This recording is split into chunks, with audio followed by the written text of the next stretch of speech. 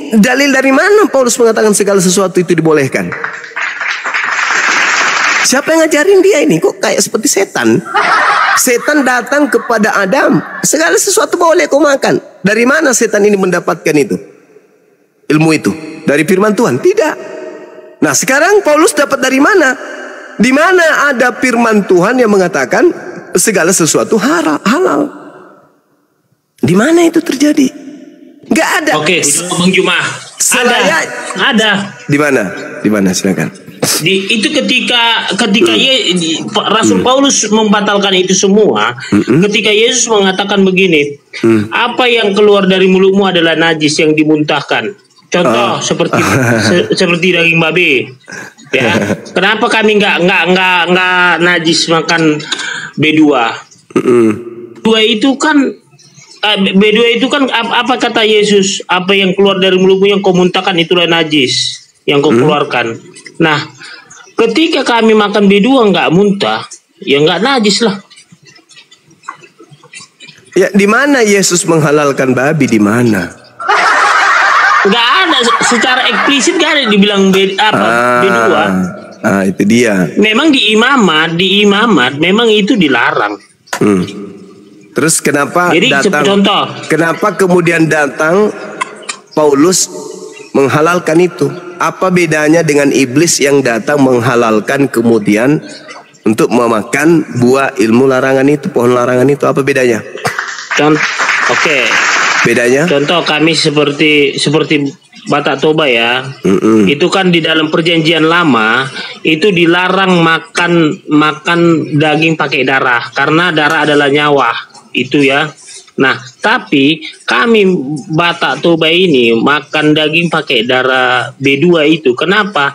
Yang tadi itu karena apa yang keluar dari mulut yang dimuntahkan itu yang najis. Nah, kalau kami makan B2 pakai darah, dicampur darah, nggak muntah, itu nggak najis, gitu loh. Enggak, maksud saya gini loh. Kenapa Paulus dan tabiat iblis itu sama? Paulus sama-sama beda lah. Sibilis sama Paulus beda. Apa bedanya? Sibilis penghasut, Paulus bukan penghapus lagi. Paulus menghasut dan juga mempraktekkan meninggalkan hukum Tuhan. Kamu baca Galatia 3 nomor 22 dan seterusnya. Apa kata Paulus di sana? Tetapi kitab suci telah mengurung segala sesuatu di bawah kekuasaan dosa, supaya oleh karena iman dalam Yesus Kristus janji itu diberikan kepada mereka yang percaya. Sebelum iman itu datang, kita berada di bawah pengawalan hukum Taurat dan dikurung sampai iman itu telah dinyatakan. Jadi hukum Taurat adalah penuntun bagi kita sampai Yesus datang, sampai Kristus datang, supaya kita dibenarkan karena iman. Sekarang iman itu telah datang, karena itu kita tidak berada lagi di bawah pengawasan penuntun, yaitu hukum Taurat.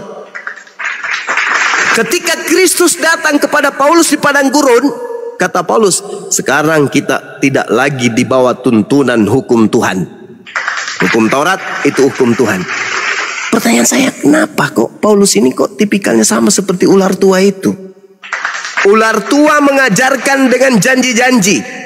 Yang penting kau tinggalkan kemudian hukum larangan memakan buah pengetahuan baik dan jahat, baik dan buruk, maka engkau akan hidup selama-lamanya. Sama seperti Paulus. Ketika engkau menanggalkan hukum Tuhan yang datang kepadamu, maka engkau akan memperoleh hidup yang kekal. Barang siapa yang berkata dengan mulutnya, Roma 10 nomor 9 nomor 10, bahwa Yesus itu adalah Tuhan, dan apa yang diucapkan oleh mulutnya ini dipercaya sepenuh hati, maka dia akan diselamatkan. Coba, segala sesuatu halal bagiku, segala sesuatu boleh, tidak ada lagi larangan. Galatia 5 nomor 1, tak ada lagi larangan, sudah merdeka. Jadi Paulus ini menginginkan manusia itu hidup bebas seperti hewan. Kira-kira coba lihat apa yang diharamkan di Kristen. Tunjuk dalil. Ada nggak yang diharamkan di Kristen? Kalau Adam haram. Ada. Adam diharamkan makan buah ilmu pengetahuan, baik dan juga jahat. Itu Adam diharamkan. Begitu juga kemudian Nabi Abraham diharamkan dia dan keturunannya untuk tidak bersunat. Begitu juga Yesus mengharamkan, menghilangkan meskipun yang paling terkecil dari hukum Taurat. Tapi giliran Paulus, oh mama semua diambat. Sendal jepit kalau bisa dikolak pun dimakan. Pertanyaan saya, kenapa kok mirip? Paulus ini kok mirip? Lagian juga Yesus menubuatkan kan, iblislah yang menjadi bapakmu, dan kamu mau melakukan keinginan bapakmu. Dia adalah pembunuh manusia pada mulanya. Padanya tak ada kebenaran. Bila berkata ia berdusta. Ia berdusta. Itu itu Mas NU itu, Mas NU. Dia bapak segala dusta. Sebab dia berkata dengan dusta. Dalam dusta kuku jerat engkau dengan tipu daya. Ini kenapa kok pulang? Bagus dibuat itu Kenapa jadi kayak gini, saudara? Itu Mars NU itu. Kenapa? Makanya coba. Tadi Anda mengatakan ada perintah haram di Kristen. Yang mana itu? Haram apa di Kristen? Nggak boleh kita berkata-kata kotor seperti Bang Juma itu. Mana dalilnya? Mana dalilnya? Ayo, tunjukkan saya dalilnya. Silakan. Dalil apa? Dalilnya haram berkata kotor dalam ajaran Kristen. Silakan. Dalilnya tunjukkan, kempes dalilnya tunjukkan. Mana? Kepas, masa kempes. Kepas ya. Lihat aja itu buah-buah roh di Galatia. Lihat aja buah-buah roh. Berarti Paulus bikin aturan. Setelah dia membatalkan segala aturan, dia bikin aturan. Jadi sekarang ketika Anda taat untuk tidak berbicara kotor, yang Anda taati siapa? Bapak lo. Siapa tuh? Siapa Bapak? Yesus. Paulus. Tuhan Yesus. Tidak bisa. Yesus mati. Yesus mati untuk membatalkan segala perintah yang ada dan ketetapan yang ada dalamnya. Gak bisa dong. Coba Anda baca Galatia 3 yang saya bacakan tadi. Apa yang dikatakan? Sekarang iman itu telah datang. Karena itu kita tidak berada lagi di bawah pengawasan penuntun. Sebab kamu semua adalah anak-anak dewa. Karena iman dalam Yesus Kristus. Karena semua kamu dibaptis dalam Kristus, telah mengenakan Kristus. Dalam hal ini tidak ada orang Yahudi atau Yunani, tidak ada hamba atau orang merdeka, tidak ada laki atau perempuan, karena kamu semua adalah satu di dalam Kristus. Dan jikalau kamu adalah milik Kristus, maka kamu juga adalah keturunan Abraham yang berhak menerima janji dewata. Jadi orang-orang Kristen ini dikatakan keturunan Abraham. Paulus ini memang lucu dia. Kadang saya mau terkentut kalau baca suratnya. Bagaimana mungkin kamu mengatakan orang Indonesia ini adalah keturunan Abraham? Masolan generasi. Inilah ajarannya. Maka Yesus berkata, lihat dari buahnya. Lihat. Pengikut nabi palsu itu lihat dari buahnya. Segala sesuatu menjadi halal. Bahkan kebohongan pun menjadi seperti indah. Bayangkan aja, orang Indonesia, orang Jawa, orang Makassar, orang Bugis dibilangnya keturunan Abraham. Apa nggak gila itu? Inilah yang dikatakan oleh Al-Quran. Iblis bersumpah, ya Rob, aku akan menjadikan kejahatan menjadi terasa indah dalam pandangan matanya. Sesuatu yang jahat dianggap benar. Qala rabbi lima aghwaytani la uzayyinanna lahum fil ard wa la ughwiyannahum ajma'in. Aku iblis akan menjadikan mereka percaya kepada kebohongan. Kejahatan merasa indah. Kebohongan itu. Masakan orang Batak dibilang keturunan Abraham?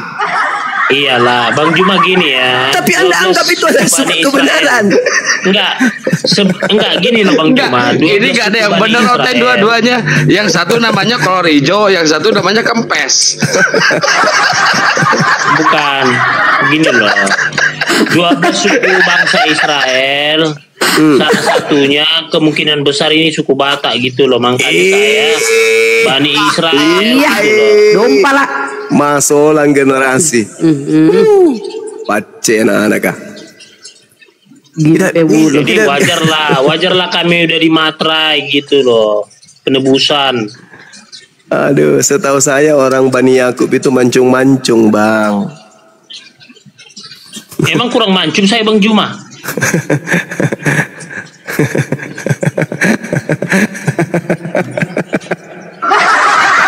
Allahu Akbar. Jadi gini Bang Juma. Hidungmu itu kepas, hidungmu kayak jambu air kepas.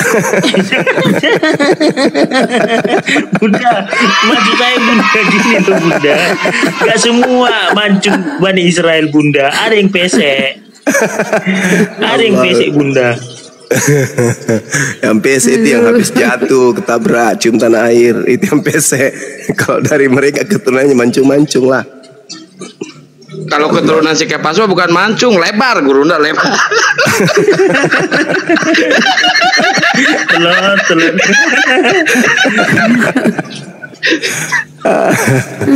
Parah ini, parah. Sema Israel Adonai Ehad. Iya, Ehad. Itu perintah Tuhan kan.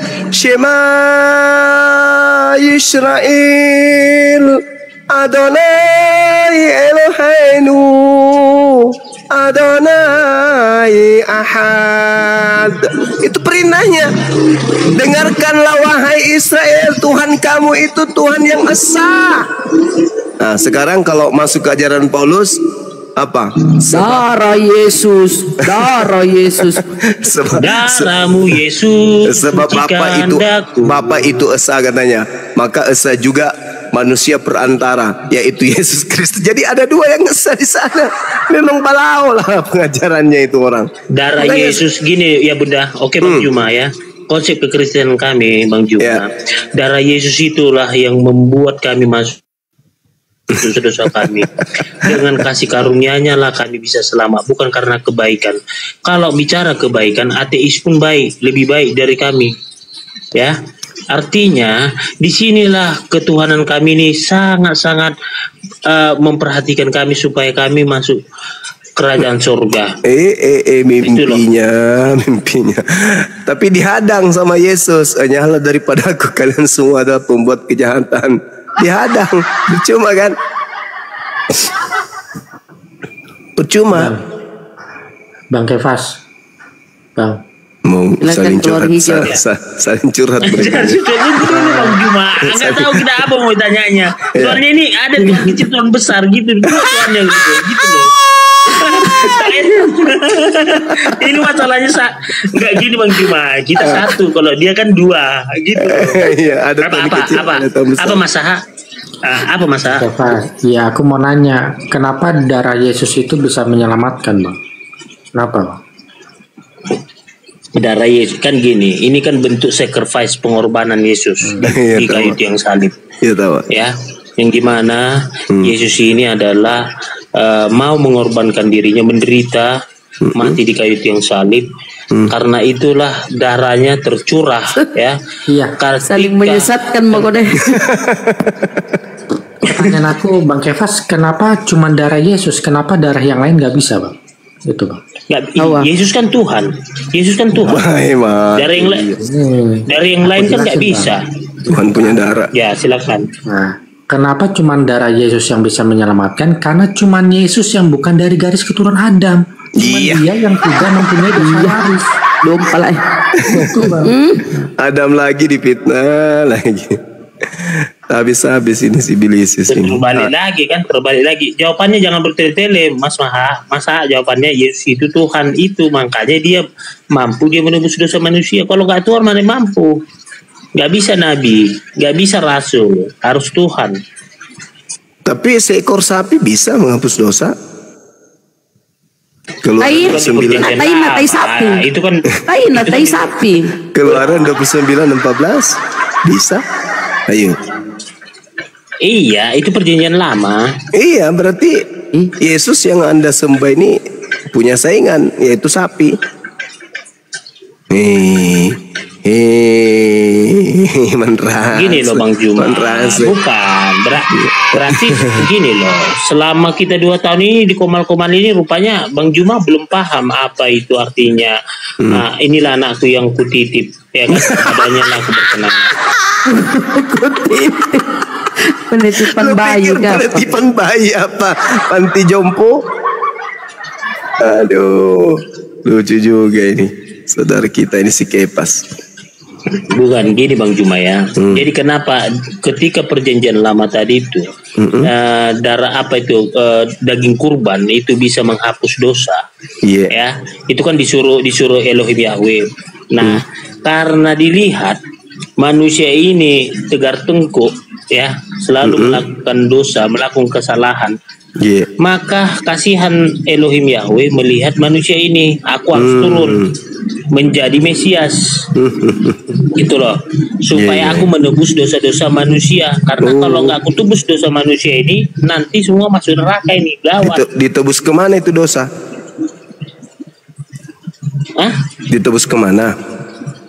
Bukan, dia yang menebus dosa. Artinya bukan masalah pegadaian ini. Iya.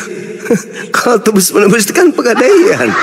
Gimana ini ceritanya? Bang. Jadi gini, Biar aku jawab. masaha Gini, Bang. beda masaha. Tuhanmu 2, Tuhan kecil sama Tuhan besar. Di situ kita beda masaha.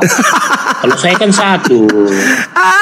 Kita udah beda juga masaha. Sulit masaha. Lebih sulit lagi masaha. Masaha 2, Bang Juma 1, Kak. Saya 1 gitu loh. Aku mau jawab pertanyaan Bang Juma tadi loh. Itu jadi darah Yesus itu ditebus kepada racun buah kuldi, itu jawabannya. Buang. Kenapa nggak racun kobra? Ular kobra. Salah ente. Darah Yesus itu ditebus kepada si bilisis, karena yang dikutuk kan si bilisis. Sedangkan darah Yesus itu untuk melepaskan kutuk. Iblis kan dikutuk. Iblis itu terpenjara, iblisnya dipenjara. Kenapa itu iblis? Kan, gini Bang, itu kan di dalam Islam kan ada cerita juga kan, Tuhan melarang Adam itu memakan buah kuldi. Ya. Nah, itu kan salah kan Adam memakan buah itu kan Bang, salah kan? Ya, tapi kan dia dimaafkan oleh Allah. Nah, Dia dimaafkan. gini Bang, Nah, Eliezer menembak Yosua. Eliezer kemudian meminta ampun, dosanya pasti diampunin. Tapi apakah dengan meminta ampun Yosua akan hidup kembali? Kan enggak.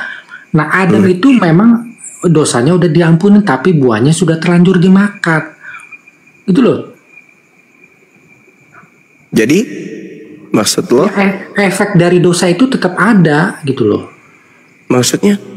Nah, gini loh Bang. Iya, kita langsung main dalil aja. Dalil di mana dalilnya?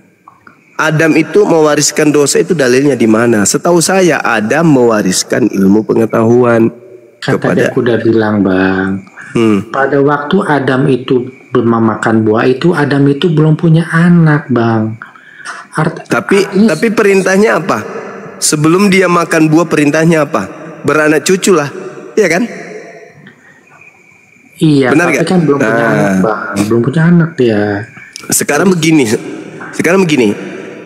Adam dicipta oleh Tuhan untuk di bumi sebagai pemimpin, betul? Betul ya. Nah, sekarang pertanyaannya, ketika dia menjadi pemimpin, tugasnya banyak.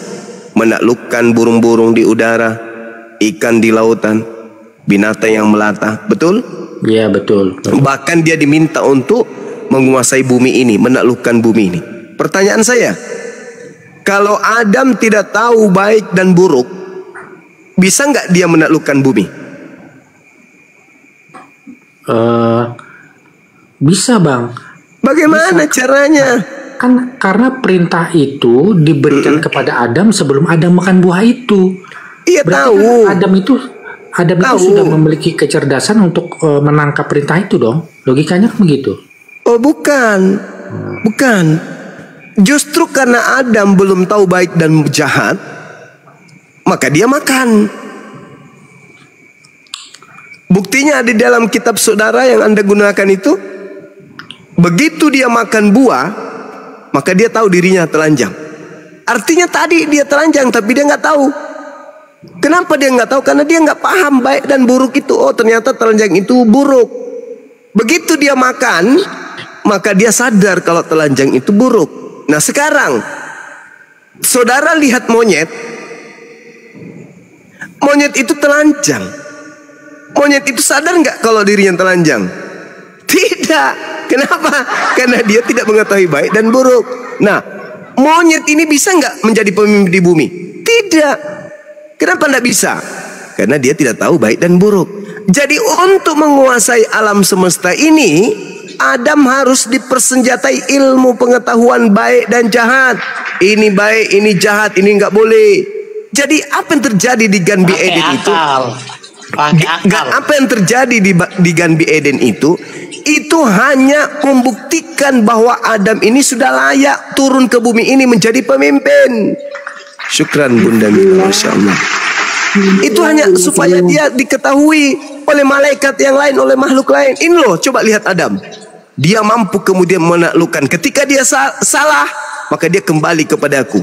Makanya dikatakan kemudian bahwa Adam itu diberkati. Kejadian 5 nomor 2 sama seperti Al-Quran. Fatalaqqa Adamu min rabbih kalimatin fataba alaihi innahu huwat tawwabur rahim.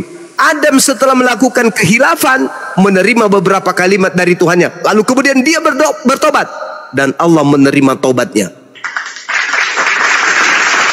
Itu yang betul. Jadi ketika di Gan Eden, di situ tempatnya uji coba bahwa Adam ini memang sudah layak untuk jadi pemimpin di atas muka bumi. Buktinya, apa yang aku ciptakan berupa alat sensor yang ada pada dirinya, yaitu akal dan juga syahwatnya, itu bisa dideteksi oleh iblis. Nah sekarang ketika kemudian manusia turun ke atas muka bumi ini dengan pola yang Anda bawa, apakah setelah mati Yesus manusia tidak seperti Adam, punya kehendak free will? Tidak kan? Tetap aja manusia itu berkehendak bebas. Ada yang melakukan dosa, ada yang tidak mau melakukan dosa, ada yang beriman, ada yang kufur. Tidak ada hubungannya. Itu hanya kalian buat-buat saja. Demi apa? Demi nafsu kalian untuk menghapuskan firman Tuhan. Itu alasan kalian. Kalian memfitnah Adam demi untuk menghapuskan segala aturan-aturan Tuhan. Makanya muncul pertanyaan, apa bedanya Adam dengan Paulus dengan iblis? Bedanya di mana? Sama-sama ingin membebaskan manusia dari aturan Tuhan. Sama-sama mengajak manusia untuk ingkar kufur kepada Tuhan. Iblis itu mengajak Adam untuk kufur kepada perintah Tuhan. Paulus sama, mengajak kemudian untuk kufur kepada perintah Tuhan.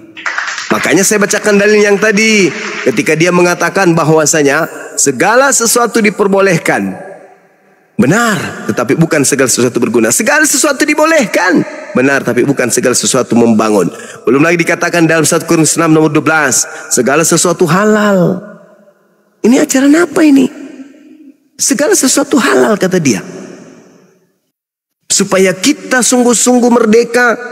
Kristus telah memerdekakan kita. Karena itu berdirilah teguh, jangan mau lagi dikenakan kuk penghambaan. Maksudnya apa itu? Jangan lagi mau menghambakan diri kepada Tuhan, jangan. Sekarang sudah bebas, bas. Mau makan apa aja boleh. Gak ada lagi itu halal haram, gak ada. Semuanya boleh. Sedangkan kalau di Al-Quran tidak. Perintah dalam Al-Quran senantiasa mengajak jangan engkau makan yang haram, tapi makanlah yang baik-baik aja. Itu perintah dalam Al-Quran. Sama seperti ajaran Tuhan kepada para nabi. Nah tapi kalau Paulus, apa yang haram untuk dimakan di Kristen? Nggak ada. Siapa yang tepuk tangan? Ketika kemudian seluruh makanan, seluruh binatang, semua yang ada itu bisa dimakan. Yang tepuk tangan siapa? Sibilis.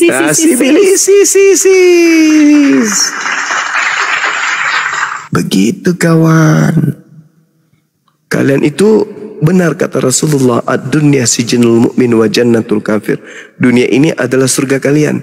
Kalau di surga itu tidak ada larangan, bebas, mau makan saja, mau makan apa saja bebas. Karena sudah bukan lagi tempat ujian, tapi tempat membalas, tempat menerima balasan dari lulusnya kita dari ujian, bebas.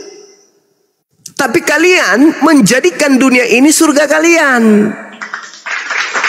Tak ada larangan, mau ngapain aja boleh. Tak ada larangan. Kalaupun ada aturan yang muncul itu bukan dari Tuhan lagi, tapi dari Paulus.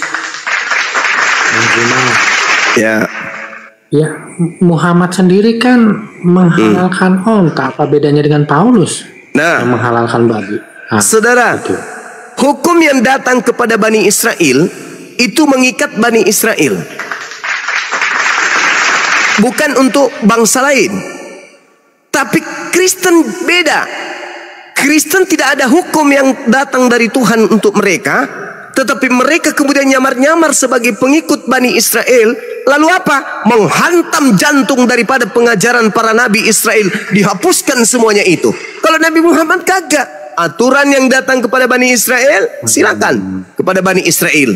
Tapi ketika datang Nabi Muhammad, memiliki pola aturan yang berbeda. Makanya Yesus mengatakan apa? Masih banyak yang ingin aku ajarkan kepadamu, tapi belum sanggup untuk kalian tanggung. Tapi ketika ia datang, yaitu seorang penolong lain, dialah yang akan mengajarkan segala sesuatunya kepadamu tentang keadilan, tentang kebenaran, tentang pengisapan dunia akan dosa. Itu ucapan Yesus.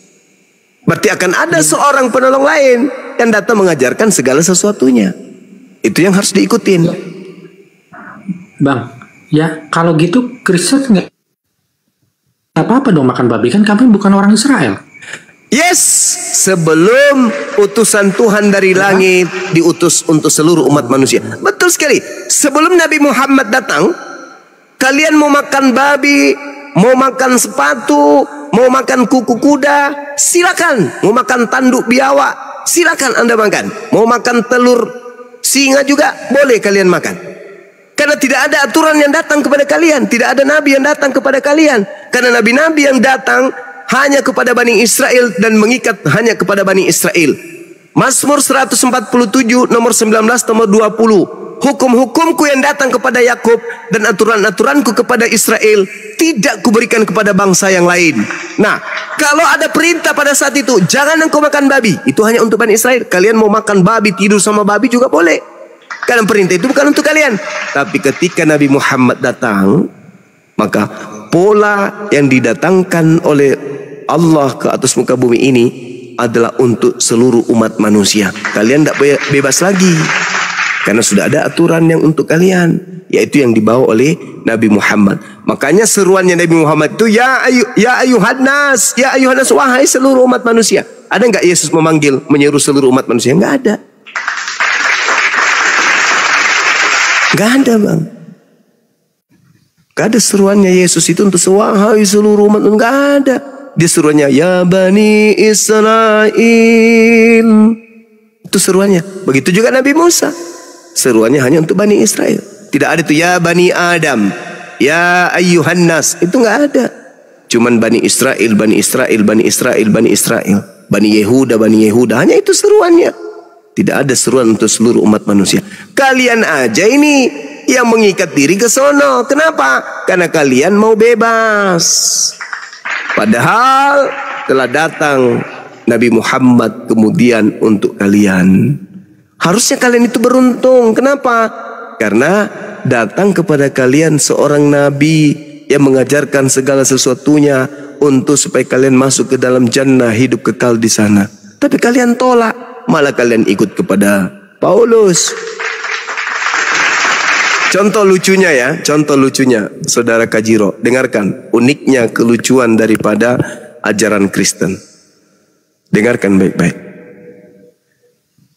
Galatia 3 nomor 13. Kristus telah menebus kita dari kutuk hukum Taurat. Pertanyaannya, ini lucunya ini di sini. Sejak kapan kita ini dianggap terkutuk ketika kita tidak melakukan hukum Taurat? Sejak kapan? Di mana Elohim berfirman kalau hukum Taurat itu untuk kita? Lucu kan? Kristus telah menebus kita dari kutuk hukum Taurat. Hei, sejak kapan kita ini? Sebagaimana yang ada dalam Ulangan 27 nomor 26. Terkutuklah orang yang tidak menjalankan Taurat ini dengan perbuatan. Terkutuklah orang, terkutuklah dia. Orang, kita juga orang kan? Tetapi yang dimaksud di situ adalah Bani Israel. Terkutuklah orang yang tidak menjalankan Taurat dengan perbuatan. Apakah kita ikut? Tidak. Itu hanya untuk Bani Israel saja. Maksudnya, terkutuklah umatnya Nabi Musa yang tidak mempraktekkan hukum Taurat itu dengan perbuatan. Yang dikutuk adalah orang Bani Israel. Hukum Taurat, coba lihat dalam Yeremia 31 nomor 31 sampai 33. Aku akan mengadakan perjanjian baru dengan Bani Israel dan Bani Yehuda. Masuk nggak kita di situ? Enggak. Apa itu? Aku akan menanamkan hukum Taurat ke dalam batin setiap Bani Israel dan Bani Yehuda. Bukan di kita. Ulangan 33 nomor 4. Hukum Taurat itu adalah milik kepunyaan Bani Yakub. Ulangan 4, Ulangan 6, hukum Taurat itu mengikat kepada Bani Yakub. Mazmur 147 ayat 9, nomor 19-20. Hukum-hukumku yang datang kepada Yakub dan aturan-aturanku yang datang kepada Israel tidak aku berikan kepada bangsa lain. Nah, lalu kenapa Kristus mati untuk membebaskan kita dari hukum-hukum Bani Israel? Emang hukum Bani Israel itu untuk kita? Kan bukan. Seibarat kemudian Undang-Undang Dasar 45 dihapuskan, lantas orang Amerika berkata, yes, kita sudah dibebaskan dari Undang-Undang Dasar Negara Republik Indonesia tahun 1945. Nyambung nggak? Ya nggak nyambung. Lah undang-undang itu mengikat rakyat Indonesia, kenapa orang Amerika sana yang merasa merdeka? Ya mereka merdeka aja kapan saja, karena mereka tidak terikat oleh hukum yang ada di negara kita ini. Kristus telah menebus kita. Kita sejak kapan? Yang benar harusnya Kristus telah menebus Bani Israel dan Bani Yehuda dari kutuk hukum Taurat dengan jalan menjadi kutuk. Karena Israel dan Yehuda, sebab ada tertulis, terkutuklah dia yang mati digantung di atas tiang salib. Itu kalau begitu dalilnya, itu baru tepat. Karena hukum Taurat itu memang hanya untuk Bani Israel dan Bani Yehuda. Tapi kalau untuk kita, lu aja kale, aku kagak, aku nggak mau nyamar-nyamar jadi Bani Israel atau Bani Yehuda. Jadi orang yang merasa ditebus Yesus dari hukum Taurat dan bukan Bani Israel dan bukan Yehuda, mereka adalah serigala pemakan daging. Gitu kawan, pahami itu. Makanya Yesus datang. Coba nanti ya, Yesus itu kan ada dua tuh. Terakhir, Yesus itu kan ada dua. Yesus yang asli yang hanya untuk Bani Israel, dan Yesus yang mengajak kemudian seluruh manusia menjadi pengikutnya. Nah, itu dua. Beda.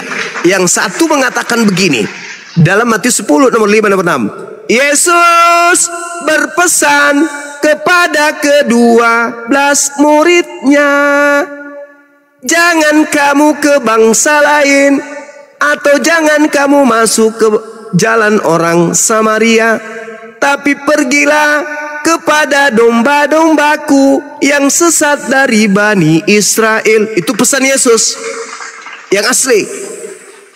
Pesan Yesus palsu, pergilah ke seluruh dunia, jadikanlah seluruh manusia jadi pengikutku.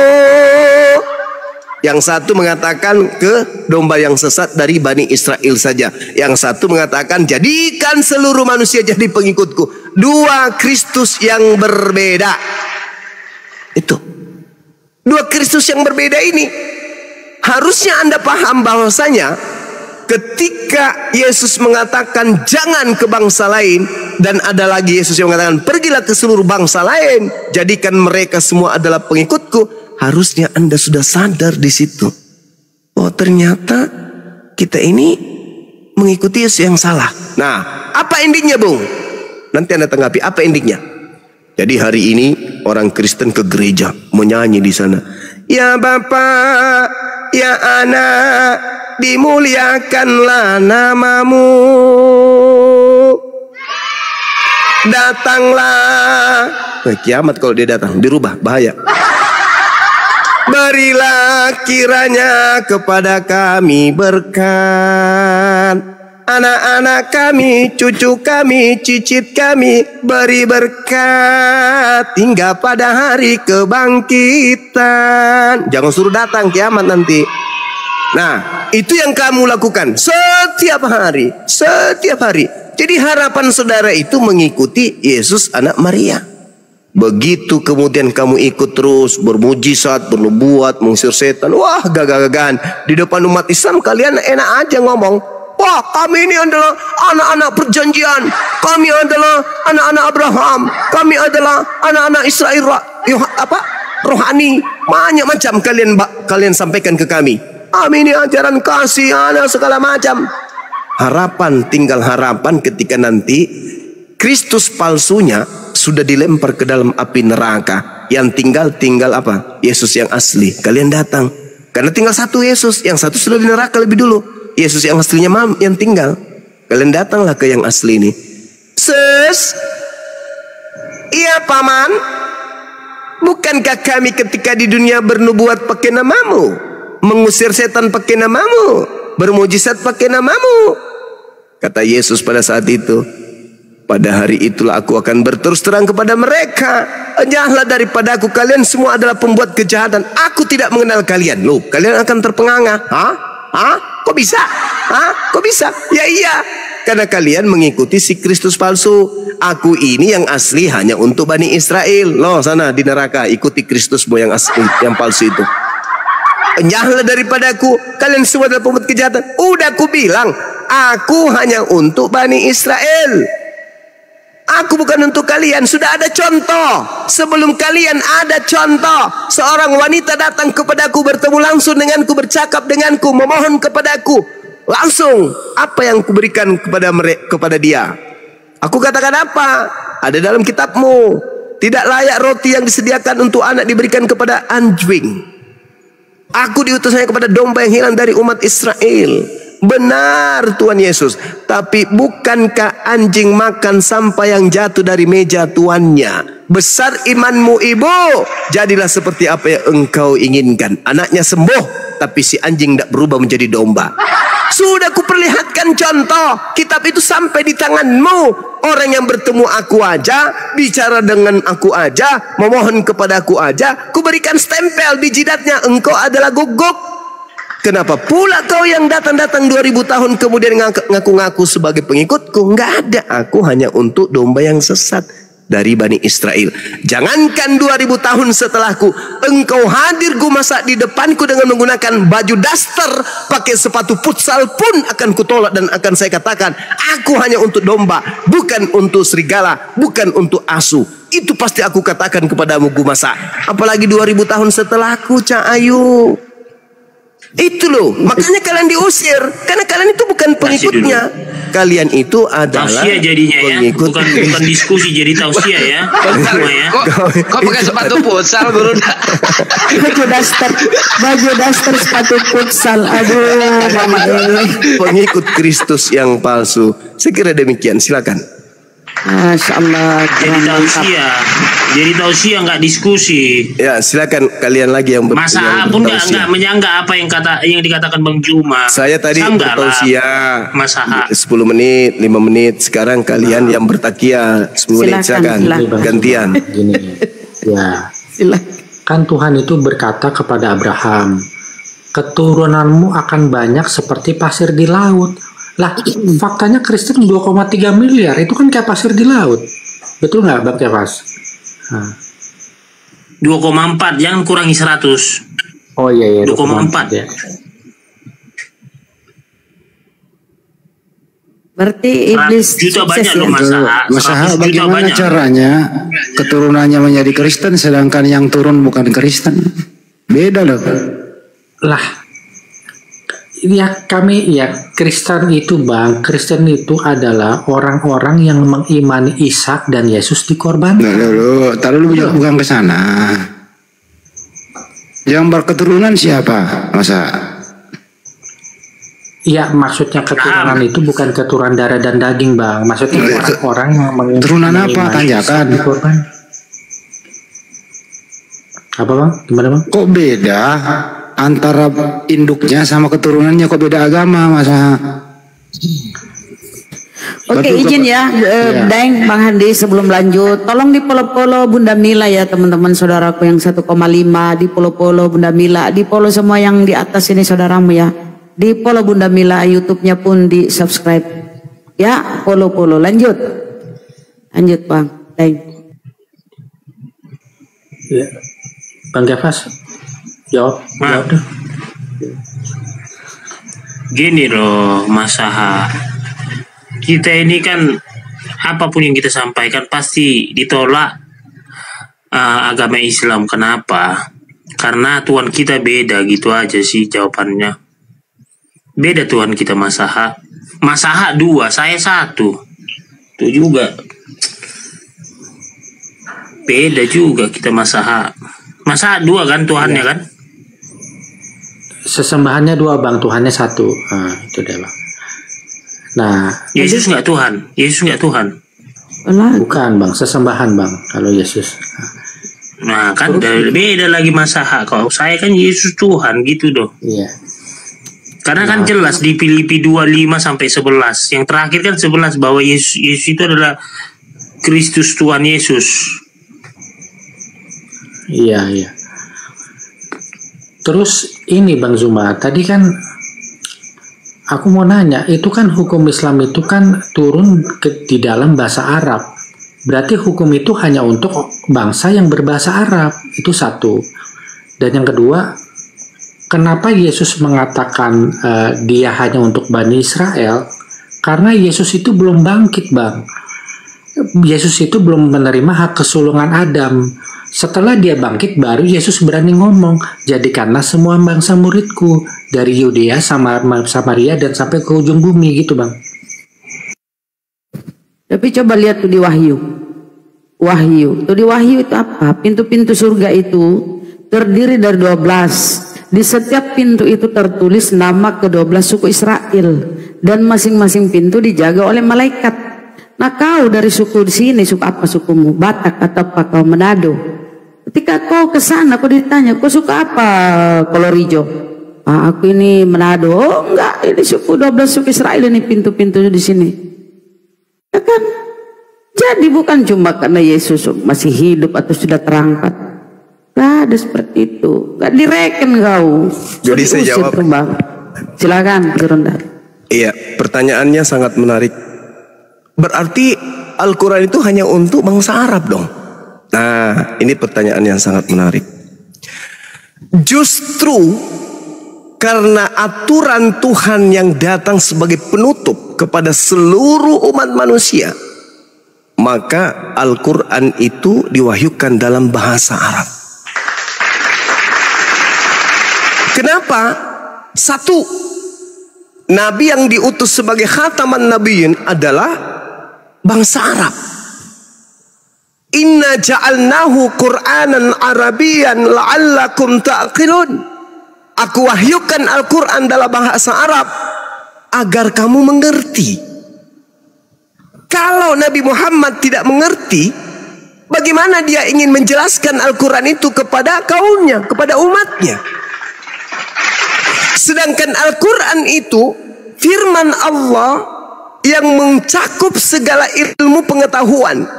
Memahaminya harus kemudian berdasar terhadap ilmu logat, ilmu nahwu, tata bahasa, ilmu saraf, perubahan bentuk kata, ilmu istiqaq, akar kata, ilmu ma'ani, pemahaman yang penting untuk diketahui karena susunan kalimat dan dapat dengan mudah kemudian dilihat maknanya. Ilmu bayan, bagaimana kata zahir dan yang tersembunyi, juga mempelajari kiasan serta permasalahan yang ada di dalamnya. Misalnya permisalan atau perumpamaan yang ada di dalamnya.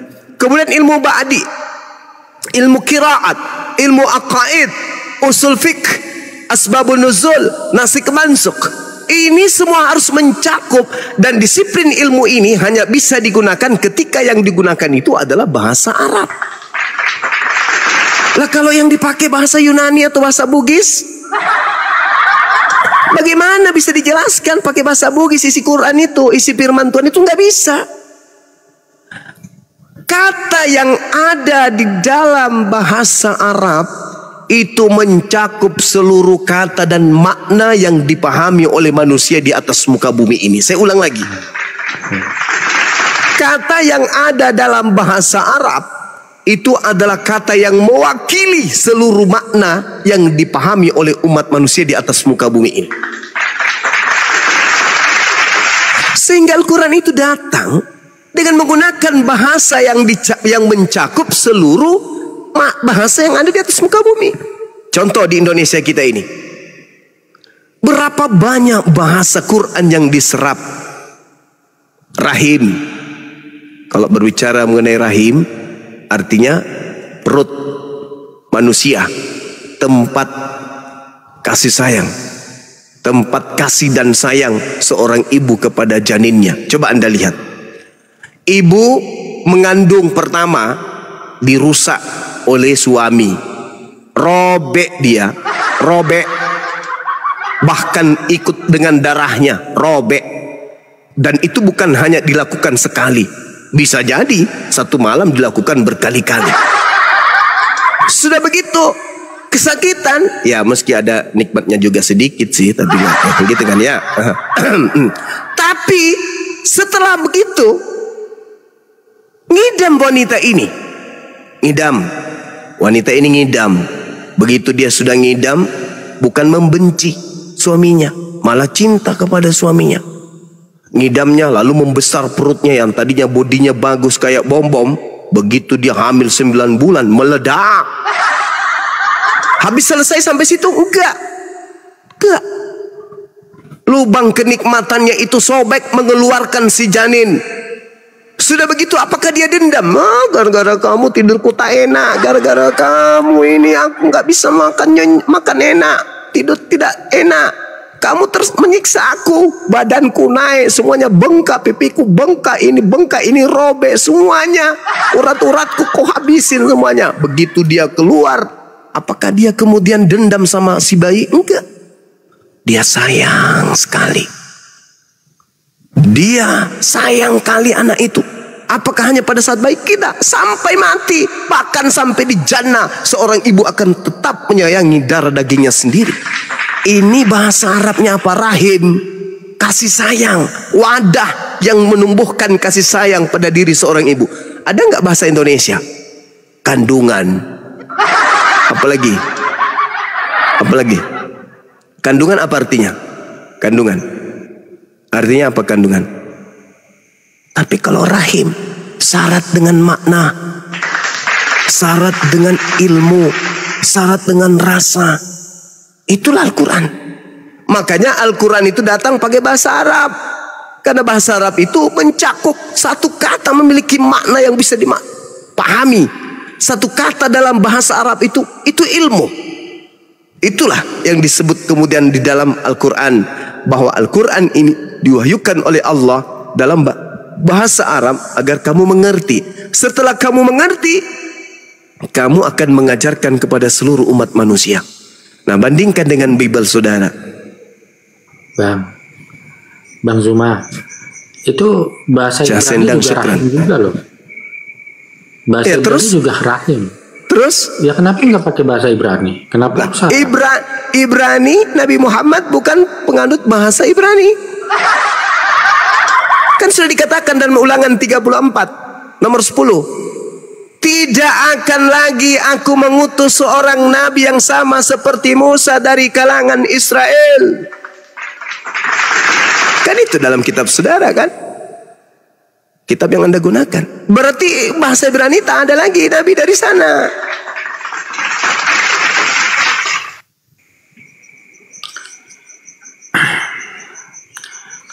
Berarti nabi yang sama seperti Musa, yang Tuhan simpan titip firman-Nya pada mulut nabi tersebut, ya bukan dari Bani Israel. Bahkan di dalam Kisah Para Rasul 3 nomor 22-23, bukankah di dalam kitab Taurat dikatakan Tuhan bahwa Tuhan akan mengutus seorang nabi yang sama seperti Musa, dan akan terjadi siapa yang tidak mendengarkan nabi tersebut akan dibasmi dari umat kita. Jadi nabi yang sama seperti Musa, kalau tidak didengarkan, maka dia akan membasmi orang tersebut yang tidak mendengarkannya. Apakah itu Yesus? Tidak. Yesus kalau tidak didengarkan malah dia yang dibasmi. Jadi nabi yang sama seperti Nabi Musa itu tadi. Nah, jadi ada kaitannya itu, saudara. Kenapa menggunakan bahasa Arab? Coba Anda bandingkan bahasa Arab dengan bahasa Indonesia, itu perbandingan kosakatanya berapa? Sampai-sampai Bible pun ikut-ikutan ke Arab-Araban kan? Ilahi, imam, iman, jemaat, berkat, wahyu, roh, kudus, iblis, malaikat, apalagi Alkitab, Allah, apalagi itu kan Rahim, Soleh, Nabi, Rasul, Kudus, apalagi diambil. Kalau sudah Amporo Salib, betul. Amporo nggak ada. Amporo enggak. Kalau murtad itu bahasa umum. Setan, iblis, itu diambil. Amin. Itu semua diambil dari Al-Quran, dari bahasa Arab. Ya kan sudah masuk KBBI, ya sudah menjadi bahasa Indonesia. Nah, itulah hebatnya kan. Artinya bahwa kenapa dia bahasa Arab? Karena bahasa Arab itu mencakup hampir seluruh makna yang digunakan oleh manusia. Begitu kawan. Dan lagi-lagi tugas Nabi Muhammad itu adalah untuk membimbing seluruh umat manusia. Bil bayyinati wazbur wa anzalna ilaika dzikr litubayyana linnasi ma nuzila ilaihim wa la'allahum yatafakkarun. Aku turunkan Al-Qur'an kepadamu wahai Nabi Muhammad agar engkau ajarkan kepada mereka, agar mereka tahu apa yang harus mereka lakukan. Nah, tuh kata Quran. Iya, betul. Bahasa Arab itu kosakatanya itu 12 jutaan. Kalau bahasa Indonesia kosakatanya berapa? Nggak tahu. Ada 112.000 kali kalau nggak salah. 112.000 kalau nggak salah. Nah, sedangkan bahasa Arab 12 juta. Cobalah. 127.000 digandingkan 12 juta. Coba. Kemudian orang Kristen ingin memahami Al-Quran pakai terjemah. Al-Quran kosakatanya 12 juta. Bahasa Indonesia yang dipakai ini terjemahan ini hanya 120-an ribu. Itu yang mau dipakai untuk Kristen memahami Al-Quran. Ya nggak bisa lah. Maka kalau orang Kristen ingin paham Al-Quran, maka orang Kristen harus tahu ilmu saraf, ilmu nahwu, ilmu lugat, istiqqa dan seterusnya. Ya iyalah, harus bang. Gak bisa dengan terjemahan, karena terjemahan itu hanya salah satu dari 17 kurang lebih ilmu yang harus dikuasai untuk memahami Quran. Jadi itu terjemahan Quran yang dikeluarkan Kemenak itu tidak akurat toh? Akurat itu. Tetapi dengar. Akuratnya kenapa? Karena kesanggupan bahasa Indonesia cuma segitu. Maka dibutuhkan ilmu nahwu, dibutuhkan ilmu saraf, dibutuhkan ilmu ma'ani, dibutuhkan kemudian bayan, badi dan seterusnya. Sehingga hanya orang yang memahami ilmu ini yang bisa menjelaskan Al-Quran. Karena nggak bisa kita macam Bang Sumo menjelaskan Al-Quran secara terperinci, itu nggak bisa. Kenapa? Modal terjemahan. Terjemahan ini keteteran, tidak sanggup. Kecuali dimasukkan kemampuan kita untuk mengerti tentang lugat. Itu dimasukkan pemahaman kita untuk memaham tentang tata bahasa, ilmu nahwu. Barulah kemudian orang yang paham ilmu ini menjelaskan, merangkai kata untuk bagaimana orang yang bertanya ini bisa paham. Kenapa? Karena kapasitas bahasa Indonesia tidak sampai untuk memahami Al-Quranul Karim.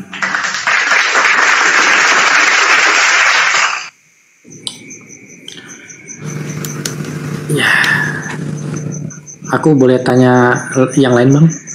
Boleh. Ya. Kalau di dalam Islam itu hubungan antara Adam dengan Tuhan itu seperti apa, Bang? Kalau di Kristen itu kan hubungan Adam dengan Tuhan itu seperti hubungan Abraham dengan Ismail. Lukas 3 angka 38 dikatakan Adam juga itu adalah anak Tuhan. Nah, kalau dalam Islam hubungannya bagaimana, Bang? Ya.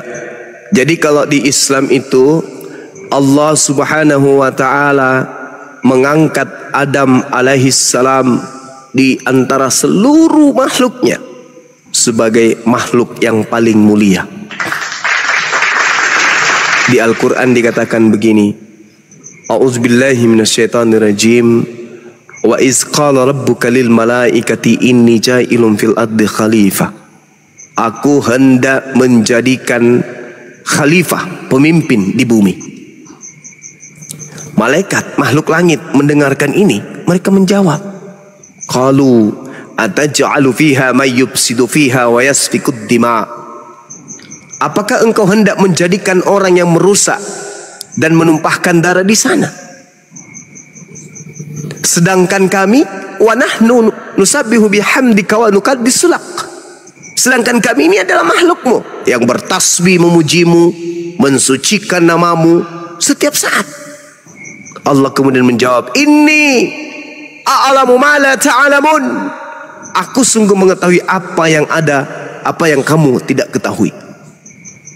Lalu keistimewaan Adam di hadapan Allah, wa 'allama Adam al-asma'a kullaha thumma aradahum 'alal malaikah faqala anbi'uni bi asma'i haula'i in kuntum shadiqin.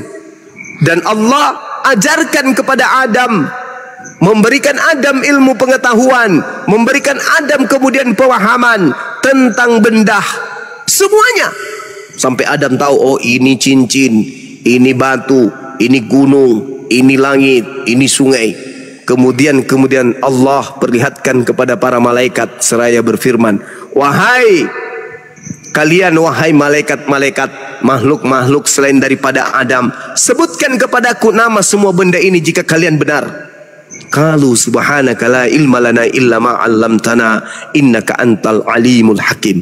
Apa kata malaikat-malaikat, makhluk-makhluk malaikat selain Adam alaihissalam? Maha suci engkau, tidak ada yang kami ketahui selain apa yang telah engkau ajarkan kepada kami. Sungguh engkau lah yang maha mengetahui lagi maha bijaksana. Lalu kemudian Allah berfirman kepada Adam nih. Jadi Allah membandingkan, memperlihatkan kepada para malaikat, wahai malaikat, coba kau sebutkan ini apa? Kami nggak tahu. Yang kami tahu apa yang Allah ajarkan kepada kami. Lalu kemudian Allah mengatakan, oke, lihat ini. Aku tanya Adam, ya Adamu ambi'hum bi asma'ihim. Falamma amba'ahum bi asma'ihim qala alam akul lakum inni a'lamu ghaibas samawati wal ardh wa a'lamu ma tubduna wa ma kuntum taktumun. Allah kemudian berkata kepada Adam, wahai Adam, ajarkan kepada mereka nama-nama itu, beritahukanlah kepada mereka. Setelah Adam kemudian menyebutkan nama-nama benda tersebut, kemudian Allah berfirman kepada malaikat, bukankah telah aku katakan kepadamu bahwa aku mengetahui rahasia langit dan bumi, dan aku mengetahui apa yang kamu nyatakan dan apa yang kamu sembunyikan. Wa iz qulna lil malaikati isjudu li adama fasajadu illa iblis aba wastakbara wa kana minal kafirin. Aku perlihatkan kepadamu makhlukku yang bernama Adam ini memiliki kelebihan dibandingkan kalian, maka sujudlah, hormatlah kalian kepadanya. Sujud.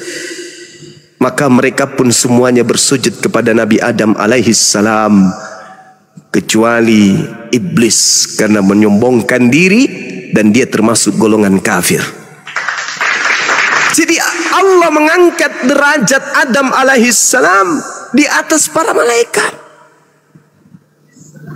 tetapi tidak dianggapnya sebagai anak. Tidak.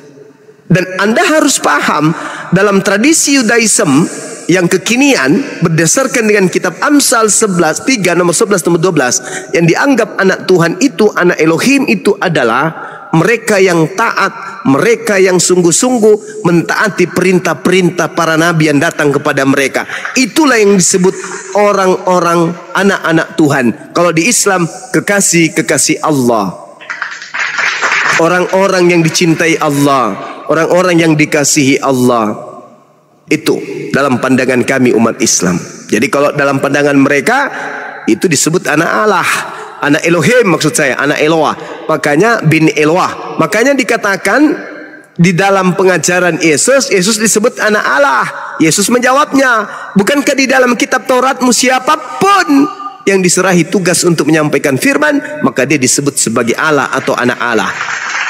Kisah Para Rasul 4 nomor 30, Yesus di sana baru diteguhkan, kemudian disebut sebagai hamba Allah yang suci. Itu saudara. Jadi Adam itu dalam pandangan Islam adalah makhluk yang disempurnakan, makhluk yang paling sempurna, diciptakan dalam bentuk fi aksani takwim, yang intim kepada Tuhan. Begitu kawan. Lalu Indonesia. Adam itu bukan anaknya Allah ya, bukannya? Bukan. Nah, iya. Masalahnya gini bang, kalau Adam itu bukan dari anaknya Allah, berarti laisa kamislihi syai'. Itu tidak betul, karena ternyata ada yang sama Allah yang tidak berbapa itu dengan Adam juga yang tidak berbapak. Ternyata ada saingannya Allah ini. Siapa saingannya? Adam. Allah tidak berbapak, Adam juga tidak berbapak. Waduh. Saat kami selesai, tidak betul dong. Nah gitu. Makanya gimana bang itu ya?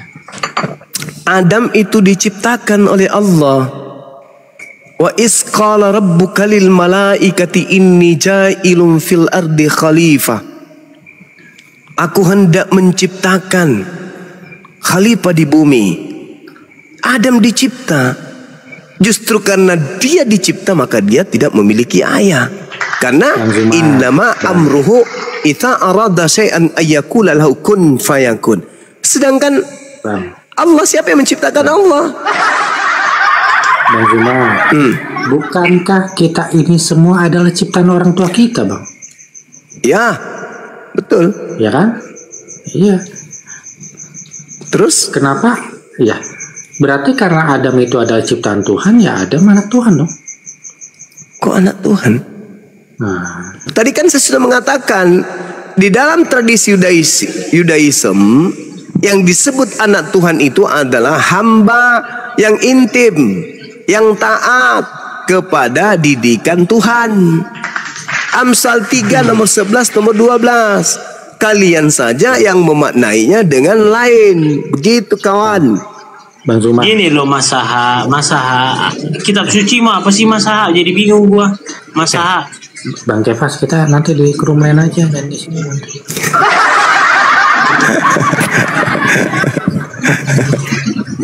Tadi Bang Zuma kan mengatakan kalau Adam itu makhluk yang disempurnakan. Nah itu menarik tuh Bang. Iya. Karena ajaran makhluk yang sempurna. Ya, ajaran yang di perjanjian lama itu jelas. Kenapa manusia itu makhluk yang sempurna?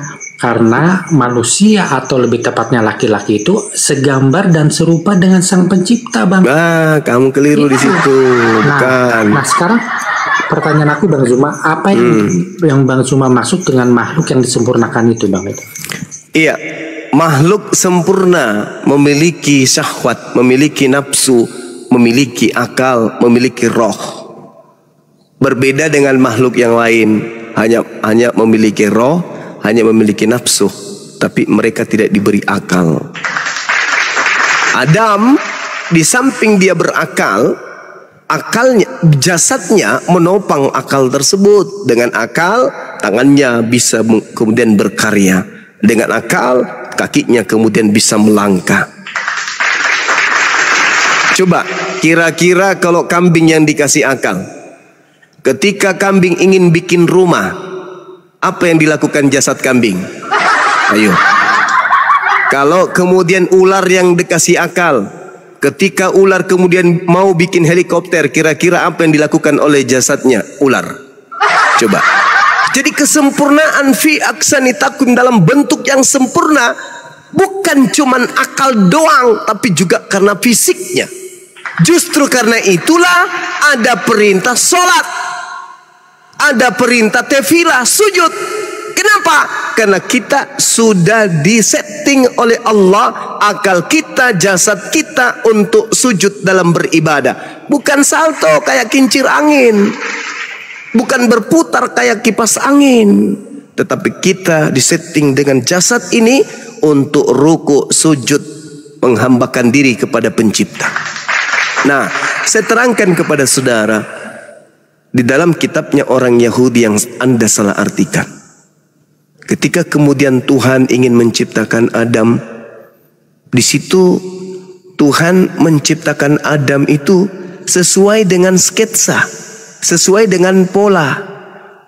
Makanya dikatakan di data nomor 26, baiklah kami menjadikan manusia menurut gambar dan rupa kami, supaya mereka berkuasa atas ikan-ikan di laut dan burung-burung di udara, dan atas ternak yang ada di seluruh bumi, dan atas binatang melata yang ada yang merayap di bumi. Dengarkan baik-baik. Tuhan berfirman, menjadikan Adam alaihi salam segambar dengan rupa Tuhan. Bukan berarti Adam itu rupanya dan gambar Tuhan itu sama seperti Adam. Tidak. Seibarat saya menggambar sebuah jembatan. Jadi saya sudah rancang jembatan ini seperti apa gambarnya, dan saya sudah bentuk jembatan ini seperti apa rupanya. Setelah saya kemudian ingin menjadikan gambar saya dan rupa yang saya buat ini teraplikasi benar-benar menjadi jembatan, maka saya mengatakan, baiklah aku, baiklah kami menjadikan jembatan itu serupa dengan segambar baiklah kami menciptakan atau membuat jembatan itu menurut gambar dan rupa kami. Maksudnya apa? Menurut gambar dan rupa yang kami buat. Itu maksudnya. Jadi Tuhan sudah merancang, oh ini makhluk saya yang namanya Adam, aku ciptakan dia dengan rupa yang aku sudah gambar, yaitu tangan kiri kanan, ada kelaminnya, ada pusarnya, ada jantungnya, ada empedunya, ada limpahnya, ada ususnya. Itu yang dimaksud. Tuhan sudah merancang semua itu. Dia katakan itu supaya apa? Supaya dia bisa berkuasa. Karena bagaimana mungkin dia bisa berkuasa terhadap ikan-ikan di laut kalau kakinya cuman satu dan telapak kakinya berbentuk bulat. Tidak bisa renang dia kayak kaki kuda. Maka dibuatlah telapak kaki itu pipi supaya dia bisa berkuasa gitu. Ya. Sebenarnya tafsirannya nggak perlu sejauh itu, Bang. Nih aku kasih contoh nih, Bang ya. Iya. Anak kambing segambar dan serupa dengan kambing. Anak domba segambar dan serupa domba dengan domba. Tommy Soeharto segambar dan serupa dengan Soeharto. Berarti wajah Adam sama dengan wajah Tuhan gitu, Bang. Salah kamu. Makanya kamu baca dalil selanjutnya. Maka Tuhan menciptakan manusia itu menurut gambarnya, menurut gambar Tuhan. Diciptakannya dia laki-laki dan perempuan. Kalau Anda mengatakan bahwasanya Adam ini dicipta sesuai dengan bentukan Tuhan, wujud Tuhan, maka Anda harus mengakui Tuhan itu wujudnya laki perempuan. Dan apakah pantas kemudian pencipta langit dan bumi ini punya kelamin?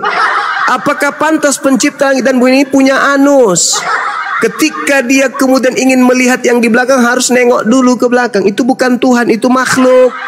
Jadi yang dimaksud dengan kejadian 1 ini, Tuhan menciptakan Adam sesuai dengan gambar settingan Tuhan yang sudah dirancang oleh Tuhan.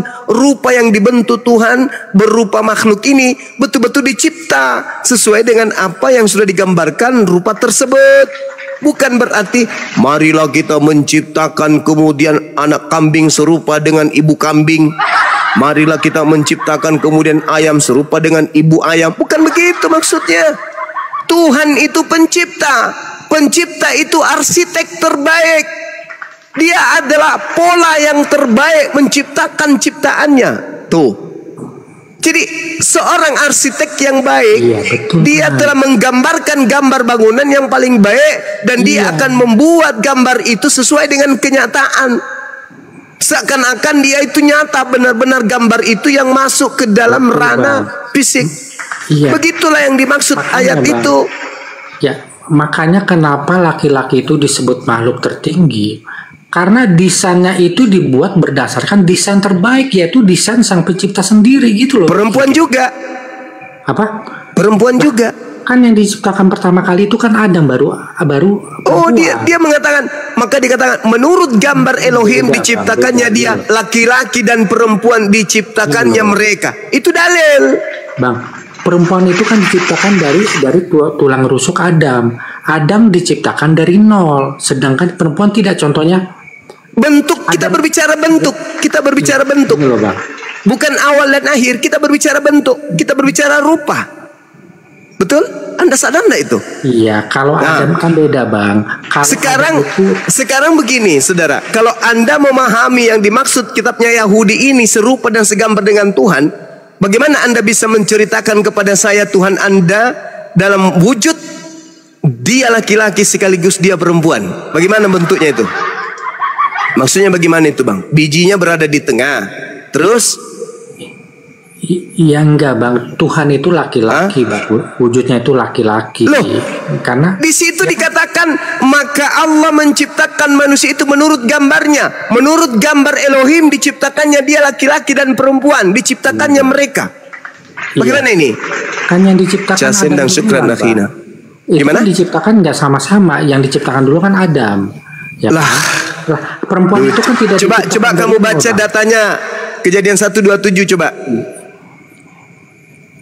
Iya, aku tahu banget perempuan itu nggak diciptakan dari nol, tidak seperti Adam. Di situ dikatakan, saudara, maka diciptakannya sesuai dengan rupa dan gambar Elohim, maka diciptakanlah laki perempuan. Kok jadi diingkari sekarang dalilnya? Maka pertanyaan saya, kalau Anda mengatakan bahwasanya Tuhan itu serupa dengan manusia, bagaimana Tuhan Anda dalam waktu yang bersamaan dia laki, dia perempuan? Bang Zuma tahu nggak kenapa sholat Jumat itu harus diimami oleh laki-laki, Bang? Karena memang itu sudah disunahkan, sudah diperintahkan. Itu menjadi aturan, itu sudah menjadi rukun dalam sholat. Laki-laki yang harus jadi pemimpin. Gak ada hubungannya itu. Karena perempuan itu tidak segambar dan serupa dengan Tuhan. Makanya nggak boleh. Dalilnya begitu. Makanya otak itu dipelihara. Itu harta yang paling berharga yang Tuhan kasih, itu dipelihara. Aku bacakan lagi. Maka Elohim menciptakan manusia itu menurut gambarnya. Menurut gambar Elohim diciptakannya dia, laki-laki dan perempuan diciptakannya mereka. Menurut gambar Tuhan diciptakannya laki dan perempuan. Ulang lagi. Menurut gambar Tuhan diciptakannya laki dan perempuan. Nah, ada di situ laki aja, perempuan juga. Jadi kalau Anda menobatkan wujud manusia itu serupa dengan Tuhan, bagaimana Anda bisa mewujudkan Tuhan Anda di saat yang bersamaan dia hanya 1-2 jenis kelamin? Jadi Anda jangan.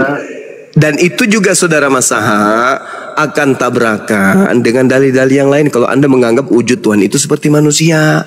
Pertama, 2 Samuel 7:22, Tuhan yang telah menciptakan Adam tidak serupa dengan Adam. Yeremia 10:6, Tuhan yang menciptakan Adam tidak serupa dengan Adam. Laisa kamislihi syai'. Itu dalil, Bung. Keluaran 29:23, Data nomor 19 jelas. Tuhan bukan manusia dan bukan anak manusia. Nah sekarang kalau Tuhanmu kau wujudkan manusia, ya satu tubuh dua kelamin. Lalu buat apa anus buat Tuhanmu? Nah, kalau Tuhanmu itu seperti kita, berarti Tuhanmu butuh jantung, butuh limpa, butuh usus, butuh bulu mata, butuh hidung untuk bernapas, butuh lidah untuk merasakan makanan. Berarti Tuhanmu makan juga dong. Iyalah, Tuhan Yesus kan makan. Ya Dia kan kalau makan Yesus roti. kan manusia. Makan Ini tuh. kita membahas tentang Tuhannya Yahudi. Kalau Tuhanmu memang kan dia sama seperti Bang Suma kan. Iya, Tuhan Yahudi itu siapa? Ya Yesus lah. Kan Itu mimpi kucluk. yang menciptakan langit dan bumi dan Adam dan Hawa kan Yesus. Ya itu mimpi lo itu mimpi. Itulah kenapa kamu itu disebut kafir, karena kamu menggantikan kedudukan Tuhan pencipta langit dan bumi dengan anak orang. Itulah pengikut iblis itu. Masakan anak orang kau lantik menjadi Tuhan pencipta langit dan bumi? Gak sadar saudaraku ini. Yesus itu manusia yang iblis inginkan untuk dituhankan oleh manusia-manusia cuplis kayak ente. Pencipta langit dan bumi itu bukan manusia dan bukan anak manusia. Yesus itu manusia dan anak manusia. Tapi kamu lantik dia jadi Tuhan, artinya kamu itu sibilisis yang lebih iblis daripada iblis. Iblis tidak pernah mengkudeta Tuhan dengan mengajak Adam menggantikan kedudukannya, kecuali Masaha. Masaha menginginkan Tuhan itu wajahnya, wujudnya sama seperti Adam. Samalah derita kalian ini. Yang satu anak Maria, dianggap anak Maria ini adalah pencipta langit dan bumi. Yang satu lagi dompala. Adam dikira mirip sama Tuhan pencipta langit dan bumi. Tuhan punya anus, Tuhan punya kelamin dua ganda. Ini penyakitnya anak murid-muridnya Paulus ya kayak gini. Makanya kalian itu diusir ke neraka. Kenapa? Kalian tidak menggunakan akal sehat. Ketika Anda cinta buta kepada Yesus, lantas kemudian Yesus yang hanya manusia, saking cintanya Anda sampai Anda mengatakan Yesus itu adalah Tuhannya orang Yahudi, pencipta langit dan bumi. Itulah dompalak kardobanya Anda. Itulah dongotsnya Anda. Sedongots-dongotnya Anda jauh lebih dongots kepas daripada Anda. Sekambing-kambingnya kambing tidak pernah menganggap Yesus itu adalah pencipta. Semonyet-monyetnya monyet tidak pernah menganggap Yesus itu sebagai pencipta. Ayo, sedangkan Anda punya otak botak lagi. Tapi Anda menganggap bahwasanya Yesus anak Maria tak berdaya itu adalah Tuhan pencipta. Gimana ceritanya? Yesus 33 tahun siang malam dia sibuk beribadah kepada Tuhan pencipta. Malah kau lantik jadi Tuhan. Kenapa? Karena yang mempengaruhimu itu adalah sibilisisis. Iblis berhasil, sama seperti iblis berhasil menjatuhkan Adam. Beginilah iblis sekarang menjatuhkan ente. Yang bukan Tuhan kau anggap Tuhan, Tuhan kau pensiunkan. Pencipta langit dan bumi itu sudah jelas-jelas Yesus berkata, kamu tidak bisa melihat dan suaranya tidak bisa kau dengar, kata Yesus. Kalau Anda menganggap bahwa Kristus yang kamu tuhankan itu adalah Tuhannya Bani Israel, boleh saja. Tapi jangan Tuhannya Bani Israel, Tuhannya Romawi. Itu baru tepat. Dalilnya mana? Inilah kurang literasi. Dalilnya ada saudara. Dalilnya ada. Saya bantu. Filipi 2 nomor 6, nomor 7, nomor 8. Tuh. Theos datang ke atas muka bumi ini, tidak mempertahankan keteosannya, melainkan mengosongkan dirinya dan mengambil rupa hamba dan menjadi seorang manusia dan taat, bahkan taat sampai mati di atas tiang salib. Itu Theos, Tuhannya Roma. Cocok memang kau Tuhannya Roma jadi manusia boleh. Tapi kalau Tuhannya Yahudi tidak bisa. Kamu menabrak banyak hal, termasuk nabrak ajaran Yesus. Bapa yang mengutus aku, kamu tidak bisa melihat dan tidak bisa mendengarkan suaranya. Kau tabrak ajaran Yesus itu. Di dalam Yohanes 7 nomor 28-29, kamu memang mengenal aku, tetapi kau tidak mengenal Bapa yang mengutus aku.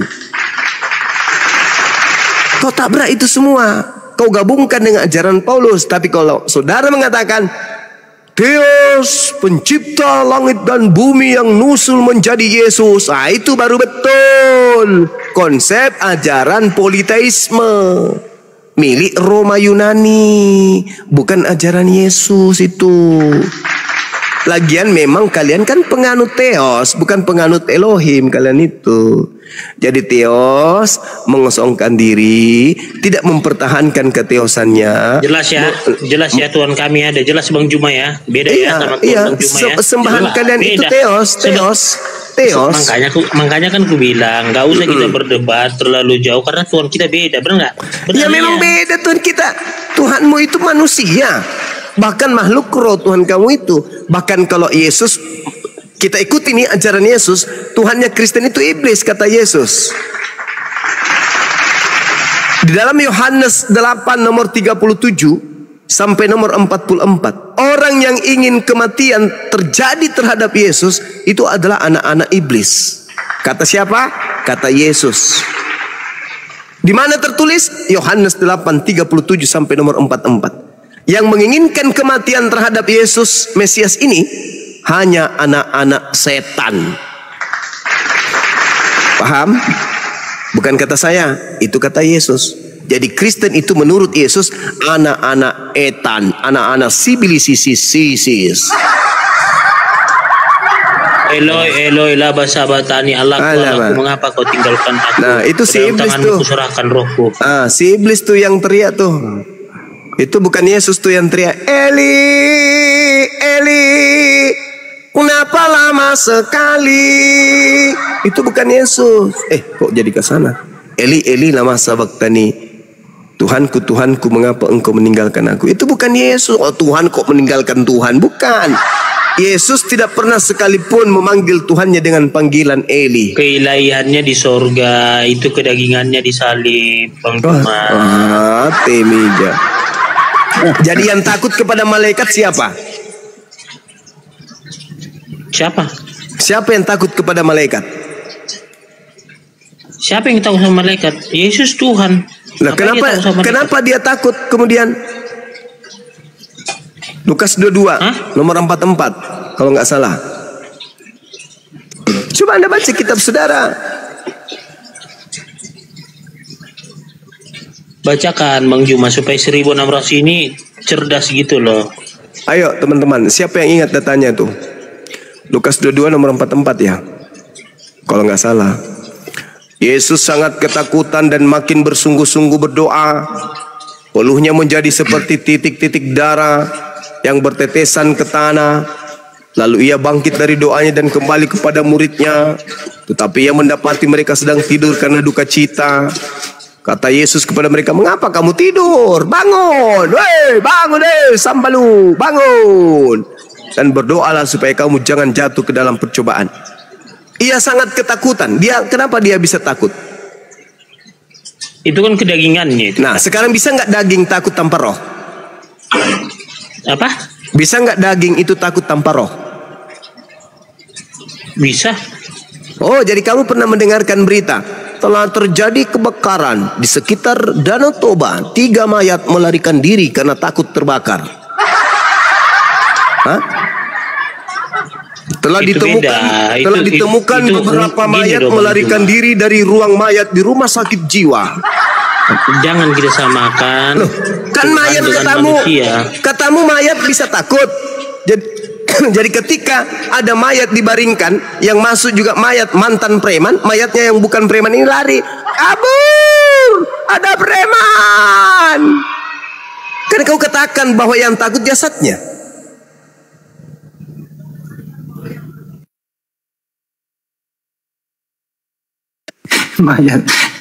Mayat sabar, takut sama mayat preman ada tatonya, waduh, kabur ah.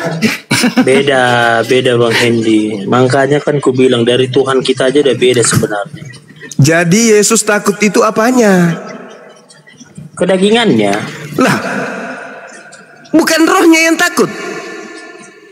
Ya ngapain? Roh itu kan Roh Kudus rohnya. Lah, terus kenapa jasad itu bisa takut kalau dia tidak ada roh di dalamnya? Ya sama seperti kita, dia kan dari rahimnya Bunda Maria, seperti kita. Rohnya Yesus ini yang ada dalam tubuhnya ini, roh siapa? Roh Kudus. Nah, bisa tidak jasadnya Yesus tanpa Roh Kudus di dalam dirinya merasa takut? Bisa nggak? Bisa. Hah? Bisa. Jadi jasad seorang yang sudah ditinggal rohnya itu bisa merasakan takut? Bisa lah. Pernah kamu lihat mayat lari dari kubur? Beda, nggak bisa disamakan itu. Loh, lucu Anda ini. Mayat manusia biasa tidak takut kepada setan. Tuhanmu mayatnya takut kepada malaikat. Gimana ini? Kok lebih tinggi derajatnya mayat manusia biasa daripada mayat Tuhan?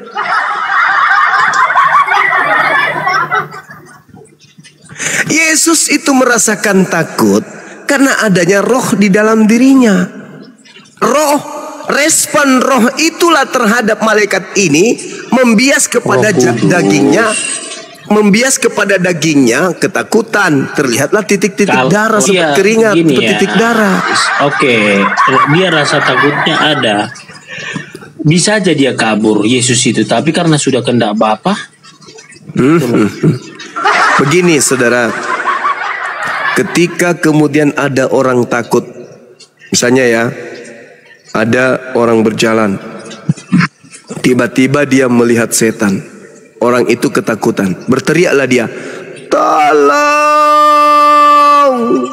Itu kalau masih ada rohnya di dalam. Begitu dia baru mengatakan toh, rohnya keluar, masih nyambung nggak dia teriak long? Atau cuman toh saja? Nggak nyambung lah, karena kan rohnya udah nggak ada lagi dalam.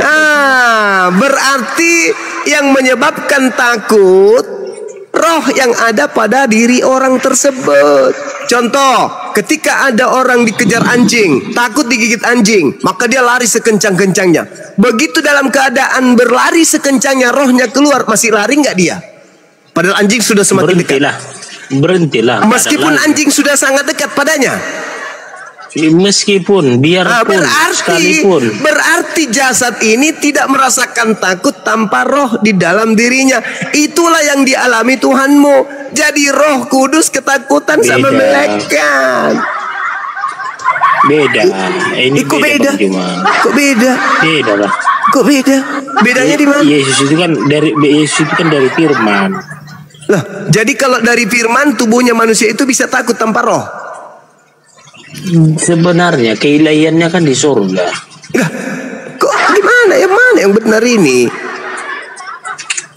Berarti Yesus 100% bukan Tuhan dong. Tuhan lah. Loh, katanya di surga ilahinya. Mana yang betul? Ya iya, nggak meninggalkannya, makanya dia berdoa. Kalau dia tidak meninggalkannya berarti yang takut kepada malaikat itu keilahiannya. Ada Tuhan takut sama malaikat. Beda kan? Beda lah. Ini gak agamamu. Makanya gini. Gak masuk akal. Sama Tuhan nggak boleh main akal-akalan. Oh, jadi yang kamu lakukan barusan ini apa? Makanya kan kita gini loh, Bang. Justru saudara Kepas harusnya ngomong gini. Kalau berbicara Tuhan dalam Kristen tidak boleh pakai akal, harus akal-akalan. Harusnya kau ngomong kayak gitu. Bukan, gini loh Bang Juma, jangan tutup-tutupi kebenaran itu. Contoh, seperti Bani Israel diturunkan makanan dari langit. Nah, kalau secara logika, bicara akal, kok bisa sih dari langit turun makanan tanpa diproses? Tuhan yang mau kok. Apa yang tidak bisa ya kalau udah. Tuhan mau?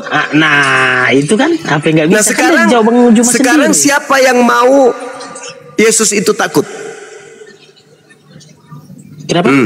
Siapa yang mau agar Yesus takut? Itu kan kedagingannya, bukan kemauan Yesus.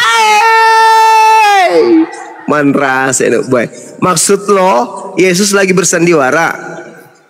Bukan, dia sudah berserah. Jadi dia mau tak mau harus kehendak Bapa. Oh, jadi dia bukan Bapa. Beda lagi nih. Bagaimana nih Yesus? Dia Bapa itu kayak kan keilahian. Dia Bapa gitu itu sendiri. Loh, kenapa dia takut? Takutlah, karena kan dia merasakan sakit juga, makan, minum, makan ikan goreng. Hancur. Tuhan takut sama malaikat. Hancur deh, hancur. Hancur. Kamu kalau di Sulawesi Selatan ini, saya masakan kamu itu apa? Sagu. Satu drum, habis itu kubur kau di situ di sagu. Biar kau jadi kekubur. Beda Bang Juma, beda. Makanya saya bilang beda. Kan dibilang kan kalau kau mengaku Yesus Kristus sebagai Tuhan, kau dianggap bodoh. Oh memang betul. Karena memang Paulus sudah sadar ini ajaran yang kubuat ini, kalau ada yang percaya pasti orang bodoh. Dia sudah tahu itu. Yang percaya kepada saya ini hanya orang bodoh. 1 Korintus 1 nomor 23 itu kata Paulus, pasti orang bodoh aja yang percaya kepada ajaran saya ini. Makanya orang Yahudi itu orang cerdas-cerdas, orang Arab itu orang cerdas-cerdas, maka tidak percaya kepada ajaran Paulus. Masa sih? Tapi kan minum kencing unta, gimana cerdasnya, dari mana? Apa gizinya? Itu perintah minum kencing unta hanya kepada oknum. Oknum itu bukan diajarkan kepada umat Islam itu. Bukan. Sama seperti ketika di dalam kitab saudara diperintahkan mengambil kemudian tai kering. Bakarlah roti itu di atas tai kering.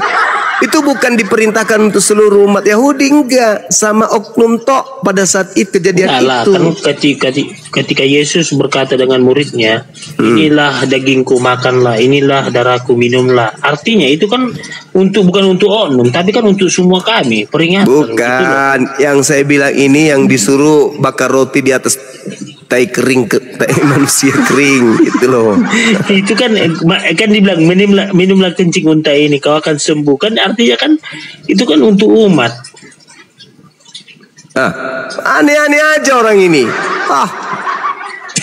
Bukan untuk umat itu. Ada orang datang merantau, kemudian beliau sakit, datang ke Nabi Muhammad. Bagaimana aku mau sakit, aku mau sembuh gimana caranya? Kau pergi ke sana, kau ambil kencing ontanya campur dengan susu minum, kau akan sembuh. Iya sembuh orang itu, benar-benar sembuh. Sekarang kalau dibandingkan Yesus, apa ajarannya? Minum racun. Coba kau minum racun. Matilah.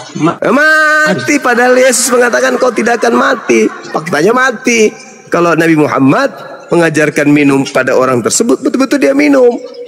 Mati. Itu perumpamaan tentang kepercayaan. Kalau giliran kayak gitu perumpamaan, nggak sia-sia. Gitu loh. Sedikit-sedikit perumpamaan. Itu iman, itu tentang iman itu Bang Juma. Iya. Tai sapi kau keringkan, kau bentuk, lalu kau kasih topi, lalu kau bilang ini Tuhanmu, itu pun bisa kalau kau cuma modal iman. Pada mereka ikuti rapat ya, mungkin kayak seperti itu misionaris ya.